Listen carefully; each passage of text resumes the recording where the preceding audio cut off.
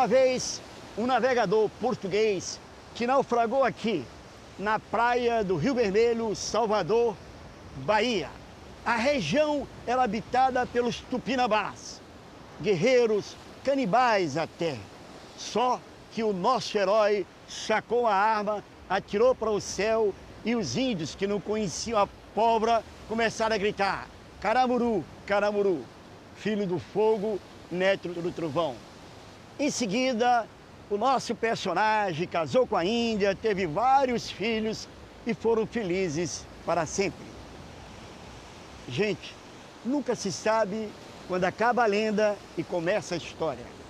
Os 500 anos desse naufrágio e principalmente o primeiro casamento de um europeu com a Índia, que provocou essa bela miscigenação no Brasil, são os temas do programa de hoje, De Lá Pra Cá.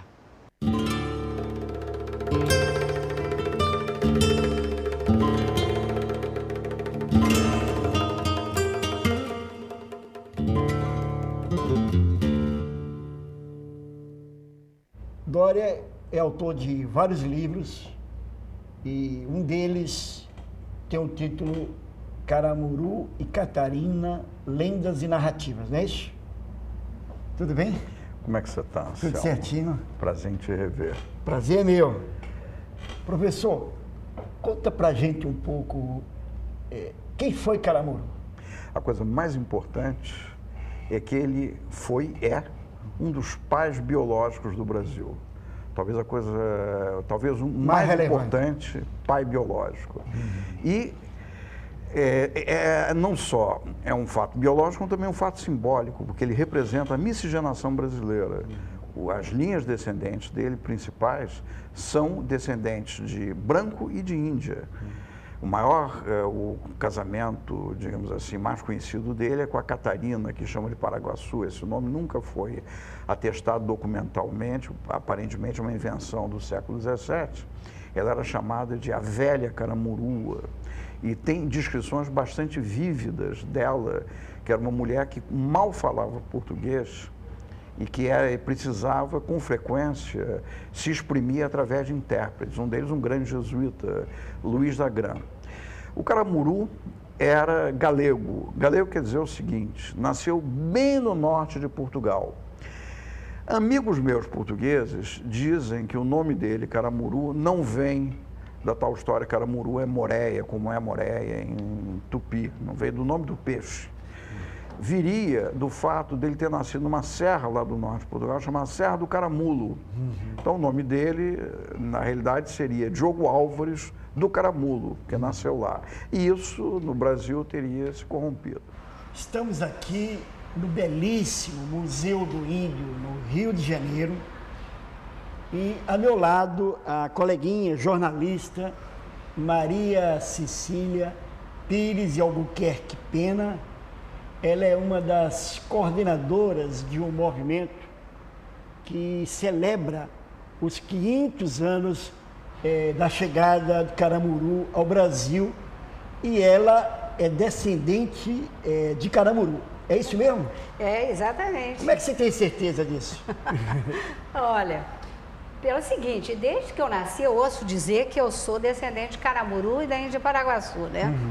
E à medida que eu fui crescendo, que estudava um pouco a história do Brasil, mesmo a história da minha família, meus avós, são muito ligados a isso, né? Eu sei que eu sou a 13ª geração de Caramuru e Catarina. Catarina e Diogo Álvares são o primeiro casal comprovado juridicamente, né, socialmente, brasileiro. Ele chegou em 1509, naufragado, português, de Viana de Castelo, né? Ela provavelmente deve ter nascido nessa época, em 1513, ela era muito mais nova que ele. Ele teve filhos com várias índias, mas quando ele conheceu Catarina em Itaparica, ele se apaixonou por ela.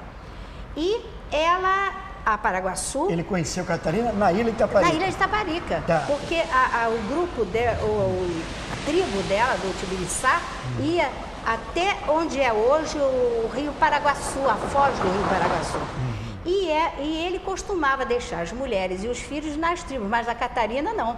E foi uma paixão imediata. Não, levou até para Foi com ela para França, para né? França, 4 anos. Lá ela foi batizada com o nome de Catherine de Brésil, a mulher do Cartier, Jacques Cartier, que descobriu o Canadá, que foi a madrinha dela, o prefeito legal, da cidade. E casou-se na igreja de São Vicente, em Saint-Malo também.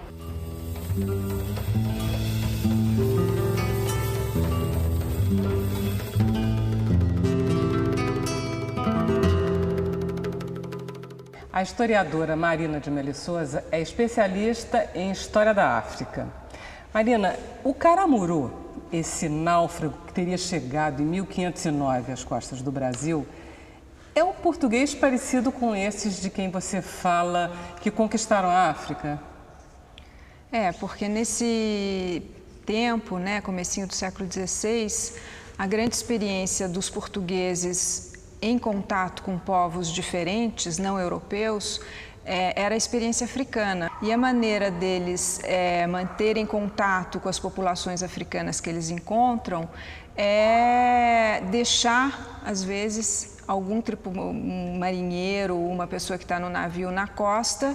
Essa pessoa aprende costumes, línguas, se aclimata, se ambienta naquele lugar, e os navegadores e comerciantes que vêm depois têm esse facilitador, né, esse sujeito que sabe as línguas, que sabe os costumes e que facilita o comércio. E o Caramuru, que é um acidente, ele não vem aqui largado por um navio, mas ele naufraga, mas ele é um europeu, é um português que aprende a cultura local, se casa localmente e fica então sendo um ponto de facilitação da relação dos portugueses que chegam depois com os nativos, né? A história do naufrágio...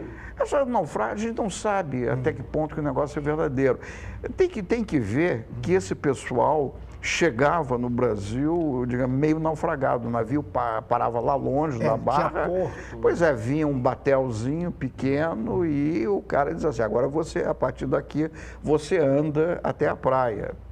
Quer dizer, provavelmente ele chegou realmente coberto de, como é que se diz, de algas, sura, etc., que é o retrato se dá, mas não porque ele tenha naufragado, e sim porque deixaram ele especificamente ali, para ele sair e pegar a praia.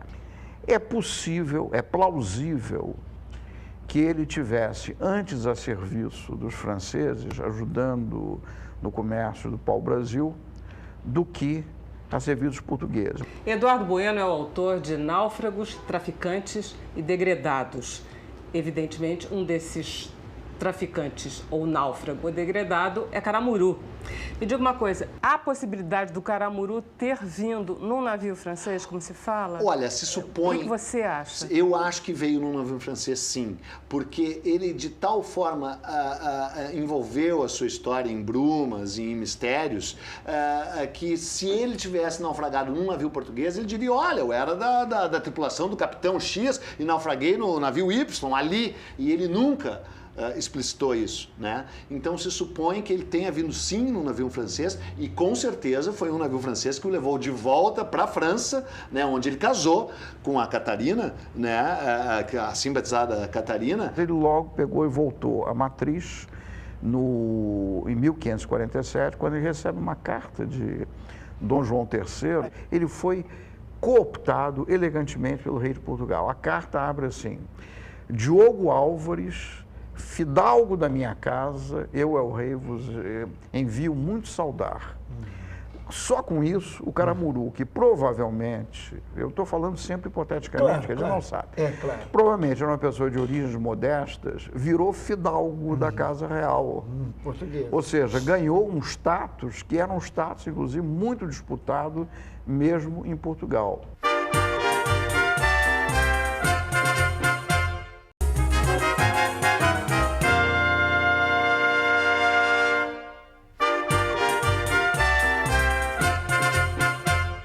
E é uma descendência historicamente muito interessante. Você tem, em primeiro lugar, a Casa da Torre, que são os Ávilas, que descendem de uma das filhas dele, a Genebra, que são os grandes desbravadores do interior do Nordeste brasileiro, na parte norte, eles chegam até o Piauí. Sou ligada a eles da seguinte maneira: o Garcia Dávila, que era filho de Tomé de Souza, quando chegou em 1549 para fundar Salvador, ele tinha uma filha. E essa filha casou-se com o neto de Caramuru, Diogo Dias. E aí vem toda a descendência dos Ávila, são 4 Garcias Dávila e 3 Franciscos de Ávila. Até a última descendente do Garcia Dávila, que casou-se com o Pires de Carvalho Albuquerque do Solar do União, e é o meu sobrenome hoje em dia.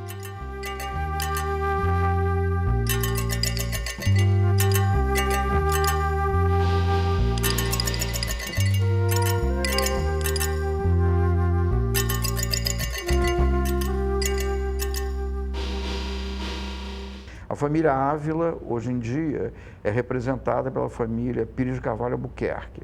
E se você quer ter um gostinho dela, você passeia por Ipanema, que Visconde de Pirajá, Barão de Jaguaribe, Barão da Torre, que na verdade é Visconde da Torre, Garcia Dávila, são todos membros da família honrados ali quando se fez a urbanização de Ipanema. Mas além de ajudar os franceses a recolher todo esse contrabando das costas brasileiras, ele ajudava os portugueses também? Olha, ele fazia jogo triplo, né? Porque ele também ajudou espanhóis que naufragaram lá, né? Que naufragaram na ilha de Boipeba e que naufragaram onde hoje é Morro de São Paulo. Ele ajudou e recolheu esses caras em troca, evidentemente, se expõe não, tá registrado. Ele ganhou um barril de vinho de um dos caras que ele ajudou, ele ganhava foices, machados, né? Porque uma das coisas que, em geral, não ocorre às pessoas é que quando os europeus chegam ao Brasil, eles encontram um povo na Idade da Pedra. E eles chegam com ferro. Então, uma coisa que a humanidade demorou 300 mil anos para vencer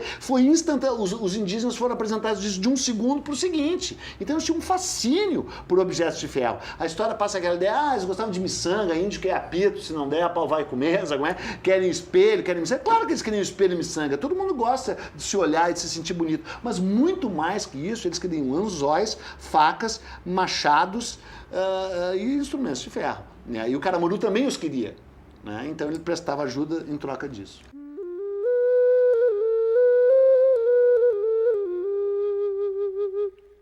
Anselmo, sabe que eu adoro a história do sonho de Paraguaçu, você conhece? Não. Então conta, vai. Olha só, a Catarina de Paraguaçu já era mulher do Caramuru e sonhou repetidas vezes que ela precisava encontrar uma mulher com uma criança. Ela disse para o Caramuru nem ligou, mas ele soube que tinha havido um naufrágio de um galeão espanhol e que alguns náufragos tinham se salvado. Aí ele foi lá e aí perguntou se tinha salvado alguma mulher com alguma criança. Ela, não tinha mulher, não tinha criança nenhuma. Mas um índio chegou e trouxe de dentro da sua casa uma imagem desse tamanho de Nossa Senhora da Graça. E a criança? Olha só, Selma. Que barato, que barato. E ela está enterrada aqui? Tá, ela foi enterrada aqui muitos anos depois, porque ela morreu bem mais velha. Engraçado, né? É uma índia brasileira que não falava português, enterrada numa igreja católica, que foi construída muito tempo depois. Essa igreja é de 1645, ela foi enterrada depois. Mas é um retrato engraçado do Brasil.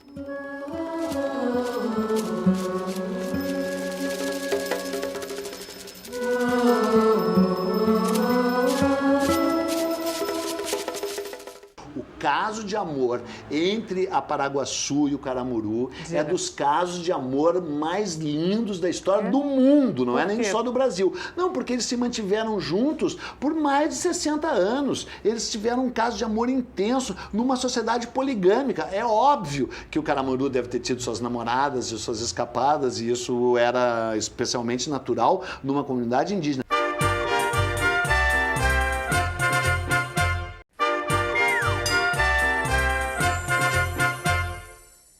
Jerônimo é músico, compositor, cantor e até historiador amador. Isso. Você acha, Jerônimo, que o português, quando chegou aqui, ou o francês, que seja, da época do Caramuru, ele achou a Bahia tão linda quanto a gente acha? Com certeza, eles ficaram deslumbrados e até hoje, quando qualquer pessoa que vem aqui fica deslumbrado, porque imagine você, nós somos o terceiro lugar no mundo em visibilidade, né? Então, a Bahia sempre foi referência para quem navegava no Atlântico Sul, tinha de vir para a Bahia. Agora me diga uma coisa, por que se diz que o Caramuru é o pai da Bahia, é o patriarca dos brasileiros no sentido dessa coisa dele ter fundado um pouco um povo? Na verdade, primeiramente, Caramuru tentou vender Bahia aos franceses, né? Viajou ele e a mulher dele, já na época já Catarina Paraguaçu, já convertida em católica. Então eles foram para a França tentar vender a Bahia aos franceses. Só que ele não conseguiu fazer esse negócio, caiu, foi na esbórnia, na bebida. Isso é o que se fala. Aí a Catarina, já que embora ela fosse uma mulher aborígene, indígena, ela tinha muito mais maturidade. Mais uma vez a mulher está marcando presença na história. Porque se não fosse ela, jamais Salvador, a Bahia, seria colonizado pelos portugueses, porque ela foi para Portugal, com ele para Portugal, e veio de Portugal para a Bahia para preparar hospitalidade para mais de 2.000 pessoas, que aí aguardaram, vieram para cá, e 2 anos depois, ou 3 anos depois, chegava Tomé de Souza com toda... Para iniciar a colonização. A fundar a cidade oficialmente, 49 anos depois. O que ele fazia no Brasil que o fez ir para a França e voltar para o Brasil? O mistério é o seguinte, né? Você ir para a França e daí realmente depois decidir voltar para o Brasil, isso que é o fascínio, né? Eu acho que é o poder da Bahia, né? Levado para a França ele foi porque ele era um homem-chave para os interesses franceses na Baía de Todos os Santos, né? Porque ele era amigo da tribo Tupinambá, que vivia logo ali no farol da Barra, na entrada da Bahia, né? Ele não era, inclusive, amigo das tribos também tupinambás lá do fundo da Bahia, tribos que depois atacaram os portugueses, mas atacariam franceses também. Agora, ele ter ido, chegado lá, vai ver que chegou no inverno também, né? Ficou com saudades do verão da Bahia, voltou correndo, né? Também morava bem, né? Morava ali no Outeiro, né? Logo ali no farol da Barra.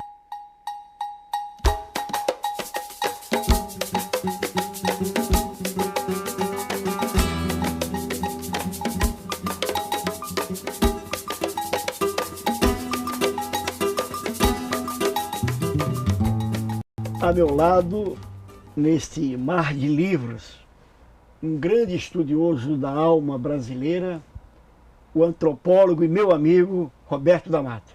Tudo bem, Roberto? Prazer em te ver. Prazer enorme. Te receber aqui em casa. Ah, que ótimo. Ô, Roberto, vamos fazer um balanço desses 500 anos de miscigenação. Em linhas gerais, fala um pouco dos motivos pelos quais nós temos que celebrar essa mistura de raça que começou lá atrás. Bom, primeiro vamos qualificar a celebração. A celebração está falando no sentido de uma reflexão, né? Não é para dizer que a miscigenação é uma coisa formidável, porque ela tem um lado positivo e tem um lado negativo. De onde vem essa miscigenação? Na história social do Brasil, você tem toda uma tradição de falar da miscigenação só de um ponto de vista biológico ou semi-biológico. São as 3 raças, né? O branco, representado pelo português, que para alguns era triste, não era um país de ponta, é um país europeu periférico, que fazia parte do mundo ibérico. O índio, também não discriminado em termos das suas comunidades e especificidades culturais, que são várias tribos, são várias línguas. E o negro, também não discriminado em termos das diásporas africanas, mas lido no papel que ele veio, o papel tragicamente, miseravelmente, como escravo. Eu tentei entender por que essa ênfase na mudança, por que a ênfase na miscigenação. Por que a miscigenação no Brasil passou a ser um elemento político e cultural importante, quando, por exemplo, não é nos Estados Unidos, onde também aconteceu miscigenações aconteceram nos Estados Unidos. Só que lá elas não entram como valor, elas entram como uma exceção, como alguma coisa que deve ser evitada, combatida e segregada. A gente está fazendo um programa também sobre miscigenação. Você acha que esse caso de amor que você está falando é o começo da miscigenação, é a base? Olha, com certeza é, né? Porque é o primeiro casal constituído entre um português e uma indígena, né? E com muito amor, né? E você sabe que a imagem que, em geral, as pessoas têm do Caramuru é a imagem baseada no poema do Santa Rita Durão, do Frei de Santa Rita Durão, feito em 1700 e tanto, 200 anos, e era uma obra de ficção, uma obra de poesia, não é? E muita gente nos livros, de novo, escolares, didáticos, aparece o Caramuru da poesia do Frei Santa Rita, e não, que aliás é uma boa poesia, na minha opinião, mas não o Caramuru histórico, né? E daí, nesse livro do Santa Rita, do Frei Santa Rita, surge a figura da Moema, né? Que nada e se afoga e morre em amor ao Caramuru, né? Uma história que não aconteceu, que não tem registro histórico, que não é isso, é simbólica, mas também aí envolvendo, né, o fascínio e a paixão que os portugueses despertaram na mulher indígena, que de fato despertaram. Você acha que você e eu somos produtos, assim, fenótipos típicos brasileiros? Somos. Eu acho que do século XVI, do final do século XVI até esse século aqui, houve tanta miscigenação que, se fizerem mesmo um estudo genético sobre o nosso sangue, vão ver um pouquinho de índio, um pouquinho de português, um pouquinho de negro, e aí vai, né, depender das raízes das pessoas, né? Aí também pelo fator da melanina, quanto você tem de melanina, para ver assim quanto você é descendente negro.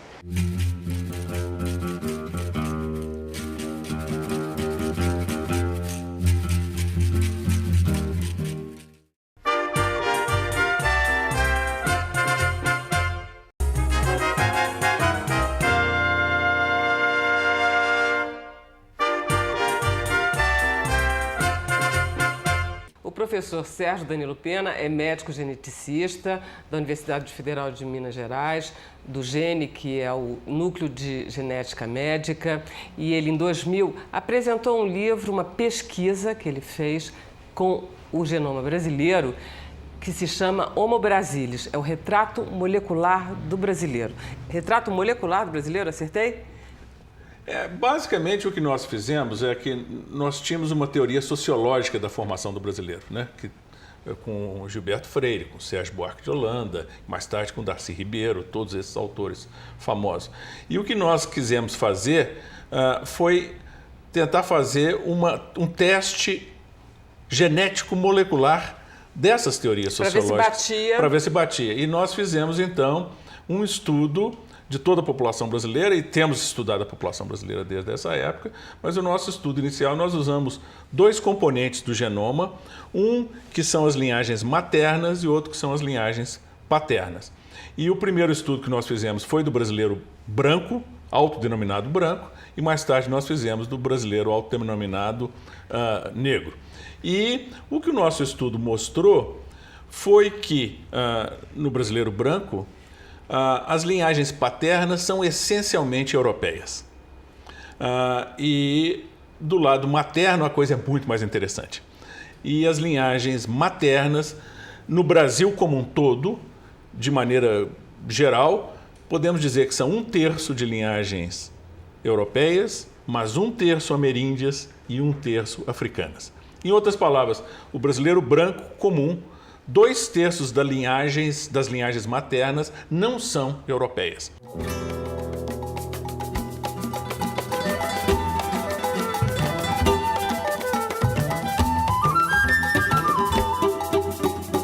Você que nasceu no Rio Real tinha opções de descendente do Caramuru lá. Provavelmente você é descendente do Caramuru. Eu nasci lá em Sergipe. Pois é. Ali, o estado onde passa o Rio Real, né?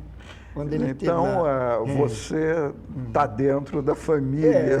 Quando se diz assim, é possível que 50 milhões de brasileiros descendo do Caramuru, é uma hipótese. É uma estimativa demográfica perfeitamente lícita, eu te digo como é que a estimativa é feita. Vamos supor que são 15 gerações aproximadamente.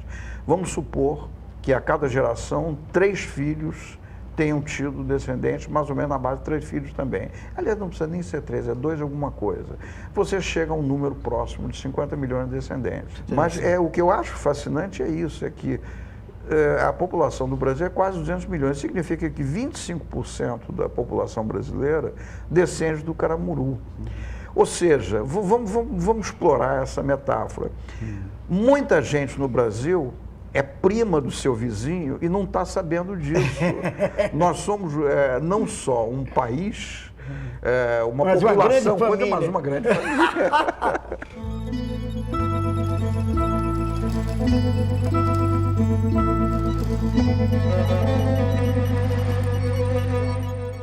Então, os portugueses têm essa especificidade de se misturar com as populações com as quais eles entram em contato nesse momento de expansão do mundo.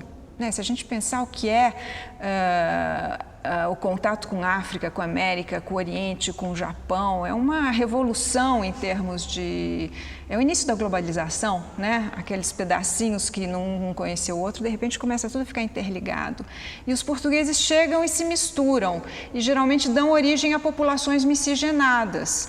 No caso brasileiro, o que chama a atenção, do meu ponto de vista, e até hoje é um problema interessante, é justamente como é que nós, em cima de uma sociedade aristocrática, mais do que uma sociedade patriarcal, eu vou além do Gilberto, Gilberto Freire, que está aí o livro dele, Casa Grande e Senzala. Esse é um livro fundamental, porque esse livro situou a miscigenação de maneira positiva. Situou, o negro deu uma contribuição para os autores, o negro contribuía como um contrapeso negativo. Para o Gilberto, tem um capítulo sobre o negro, se o negro foi um elemento civilizador do Brasil. Ele diz isso. O negro que ensinou a gente a usar diminutivos, né? O negócio do ioiô, mas isso tudo é perfumaria. É perfumaria e não é. Porque isso criou um estilo de vida mais solidário, apesar das diferenças. Agora, o que foi mantido ferozmente no Brasil até hoje é um sistema hierárquico, aristocrático muito forte. E a atitude deles em relação ao comércio de escravos não é diferente, eles se misturam tão facilmente com as populações africanas como as populações indígenas. Não há preconceito. Aqui no Brasil? Mais tarde. Não, aqui no início é igual, né? Você está lembrando a época do caramuru, nesse momento é muito isso, são esses portugueses que chegam para comerciar com os nativos, escambo, pau-brasil, papagaio, pena, macaco, aquelas coisas que a gente aprende em livro escolar. Então, nesse momento, esse padrão é muito parecido com o que está acontecendo na África. E com a vinda dos escravos negros, eles continuam interagindo com essas populações alegremente também, os portugueses. Com as populações africanas, aqui no Brasil, menos alegremente do que com os indígenas, porque aí entra a questão do controle que o senhor tem que ter sobre seu escravo e da violência e da dominação. Então, se a mulher indígena é uma mulher que tem um status de liberdade e que pode gradativamente ser integrada na família do branco português, a africana ela é escrava, ela é propriedade do senhor e ela é usada como uma coisa.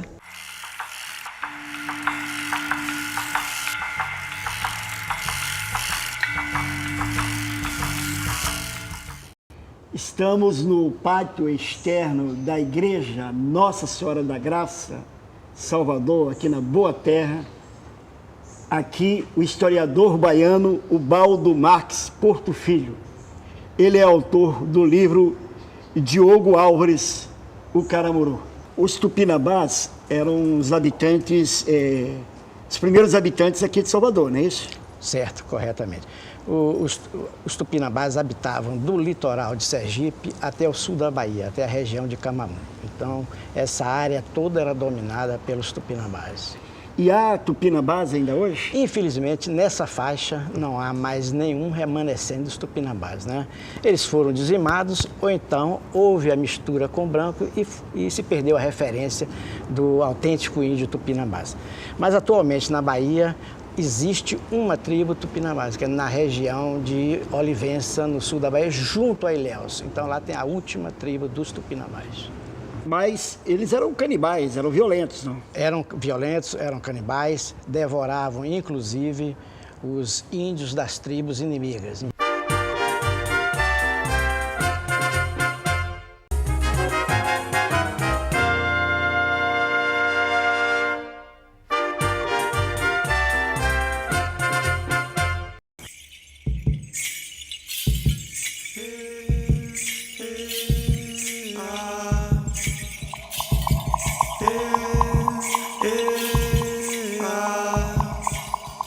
três raças, né? Elas de alguma maneira, se você tivesse que apontar um elemento assim positivo, mas fortemente positivo, que elemento você apontaria dessas três raças? O elemento que eu acho mais positivo é um elemento que está com a gente até hoje, que ele ao mesmo tempo é muito bom e é muito complicado, é essa capacidade que nós temos de se colocar no lugar do outro, né? Porque você é misturado, né? Então se diz, não dá pra gente... Roberto, vamos fazer uma lei que negro não pode entrar nesse restaurante. Não dá pra fazer que meu avô era negro. Fernando, que música tua tem a ver um pouco com essa coisa do caramuru, da miscigenação? Eu sei uma.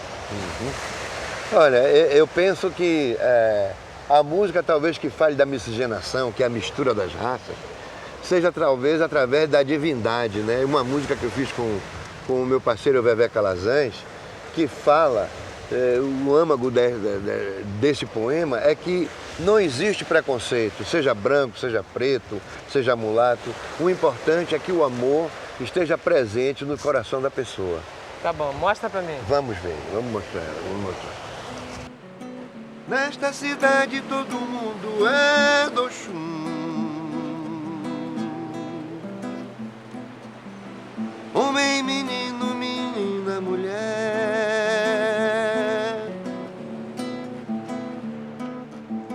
Toda essa gente irradia magia.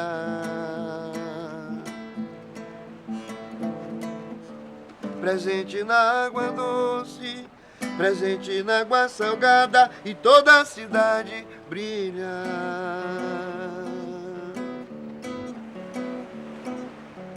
Seja tenente ou filho de pescador, ou importante desembargador, se der presente é tudo uma coisa só. A força que mora na água não faz distinção de cor, e toda a cidade é do Oxum. É do Oxum. Eu vou navegar nas ondas do mar, eu vou navegar. Eu vou navegar, eu vou navegar nas ondas do mar, eu vou navegar. Eu vou navegar.